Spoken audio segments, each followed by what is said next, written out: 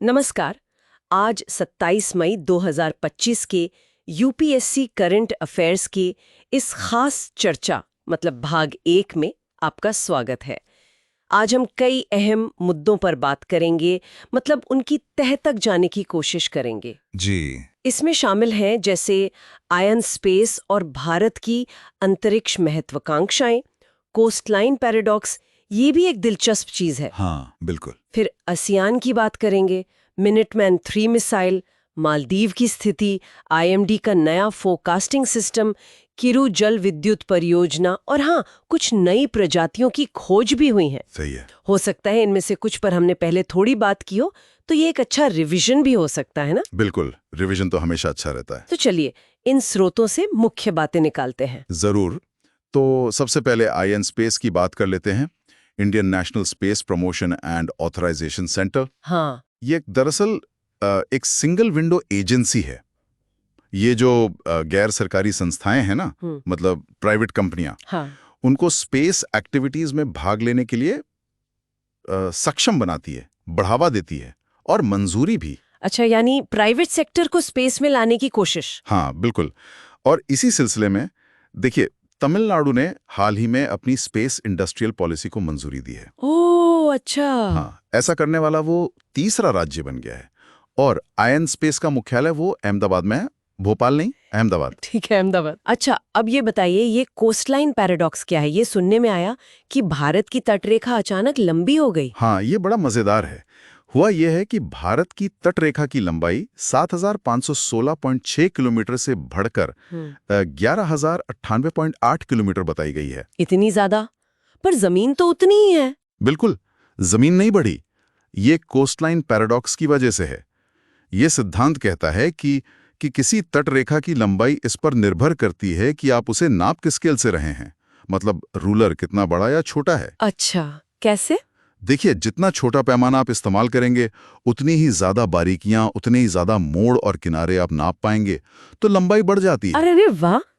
जैसे किसी धागे को सीधा करे और फिर उसे वैसे ही मोड़ दें तो लंबाई बदल जाती है, वैसा कुछ? हाँ, कुछ कुछ वैसा ही समझ लीजिए। ये फ्रैक्टल ज्योमेट्री जैसा है। तो असल में हमारी माप का तरीका बदला है, तटरेखा नहीं। यूपीएससी के लिए ये एक अच्छा कॉन्सेप्ट है। समझ गए। अब जरा आसियान की तरफ चलते हैं, वहां क्या चल रहा है? देखिए, इंडोनेशिया और चीन ने अपनी रणनीतिक साझेदारी को और मजबूत किया है। याद दिला दूं, आसियान 1967 में बना था, जकार्ता में मुख्यालय है। और भारत भी वो 1996 से आसियान रीजनल फोरम यानी एआरएफ का सदस्य है। तो चीन और इंडोनेशिया की नजदीकी, इसका क्या असर होगा? निश्चित रूप से इस क्षेत्र की गतिशीलता पर असर पड़ेगा और भारत को भी इस पर नजर रखनी होगी। सही है। अब रक्षा क्षेत्र की बात करें, अमेरिका ने मिनटमैन 3 मिसाइल का टेस्ट किया है। जी हाँ, ये एक परमाणु सक्षम इंटरकॉन्टिनेंटल बैलिस्टिक मिसाइल है, आईसीबीएम। और ये अमेरिका के न्यूक्लियर ट्रायड का एकमात्र जमीन आधारित हिस्सा है। ट्रायड मतलब जमीन, हवा और पानी, तीनों से हमला करने की क्षमता। बिल्कुल। और इसकी रेंज करीब 13,000 किलोमीटर है। साथ ही ये MARV तकनीक से लैस है। MARV वो क्या होता है? Multiple independently targetable reentry vehicle. मतलब एक ही मिसाइल से कई अलग अलग टारगेट पर निशाना साधा जा सकता है। इससे इसकी मारक क्षमता काफी बढ़ जाती है। बाप रे, ये तो काफी खतरनाक है। हाँ, ये वैश्विक शक्ति संतुलन का एक अहम हिस्सा है। अच्छा, इसी बीच मालदीव के विदेश मंत्री भी भारत आए थे। जी, मालदीव हिंद महासागर में भारत के लिए बहुत स्ट्रैटेजिक है, समुद्री सुरक्षा के लिहाज से, और भारत का जो सागर विजन है, हाँ, उसके लिए भी। और वैसे भूगोल के हिसाब से ये लक्षद्वीप से 8 डिग्री चैनल से अलग होता है। तो रिश्ते मजबूत रखना जरूरी है। बिल्कुल, दोनों के हित में है। अच्छा, विज्ञान और पर्यावरण में भी काफी कुछ हुआ है। आईएमडी का नया फोरकास्टिंग सिस्टम आ रहा है। हाँ, ये बहुत बड़ी खबर है। भारत मौसम विज्ञान विभाग IMD जल्द ही अपना स्वदेशी भारत फोरकास्टिंग सिस्टम यानी BFS अपनाएगा। स्वदेशी? ये अच्छी बात है। हाँ, और इसे आर्का सुपर कंप्यूटर चलाएगा। इसकी खासियत है इसका रेजोल्यूशन। ये दुनिया में सबसे ज्यादा 6 किलोमीटर का रेजोल्यूशन देगा। 6 किलोमीटर? इसका मतलब क्या हुआ आम लोगों के लिए? इसका मतलब है कि लोकल लेवल पर मौसम कैसा रहेगा, जैसे तेज बारिश, ओले गिरना, इन सब का अनुमान बहुत सटीक हो पाएगा। आपदा प्रबंधन, खेती, सबके लिए बहुत फायदेमंद होगा। ये तो कमाल की बात है। अब वो नई प्रजातियों की खोजों के बारे में बताइए। मौसूरा फैंटोनी। हाँ, ये कनाडा के बर्जेस शेल में मिला है, करीब 50 करोड़ साल पुराना।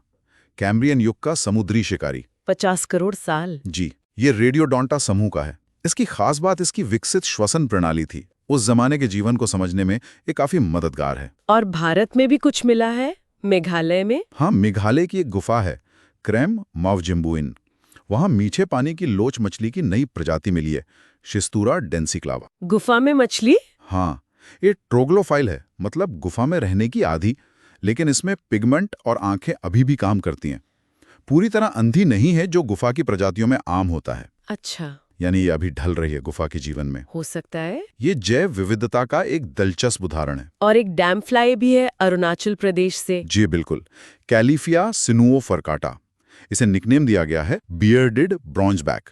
ये भारत में इस जीनस कैलिफिया की दूसरी प्रजाति है जो मिली है। पहली वाली तो करीब 165 साल पहले मिली थी। अरे वाह, तो ये दिखाता है कि हमारे यहाँ कितनी जैव विविधता छुपी हुई है। सही बात है, खासकर हमारे हॉटस्पॉट्स में। आखिर में एक नजर किरुत जलविद्युत परियोजना पर। ये कुछ विवादों में है। हाँ, कीरू प्रोजेक्ट। ये जम्मू कश्मीर में चिनाब नदी पर बन रहा है। 624 मेगावाट का रन ऑफ रिवर प्रोजेक्ट है। इसे चिनाब वैली पावर प्रोजेक्ट्स यानी CVVP बना रहा है। लेकिन हाल में कुछ कथित अनियमितताओं की वजह से CBI इसकी जांच कर रही है।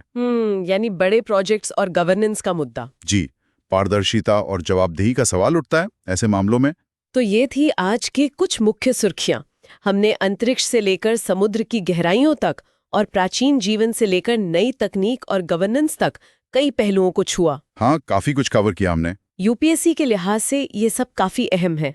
बिल्कुल। और यहाँ एक सोचने वाली बात यह है कि ये सारे अलग अलग दिखने वाले क्षेत्र, चाहे वो भू राजनीति हो या विज्ञान या पर्यावरण या फिर गवर्नेंस, ये सब आपस में जुड़े कैसे हैं और इनका देश के विकास और सुरक्षा पर क्या असर पड़ता है, ये एक बड़ा सवाल है। बिल्कुल, इस पर सोचना जरूरी है। तो श्रोताओं से कहेंगे कि अगर ये चर्चा उपयोगी लगी हो तो इसे लाइक जरूर करें और चैनल को सब्सक्राइब करना ना भूलें। हाँ, जरूर। अगली बार फिर मिलेंगे नई जानकारियों के साथ। धन्यवाद। धन्यवाद।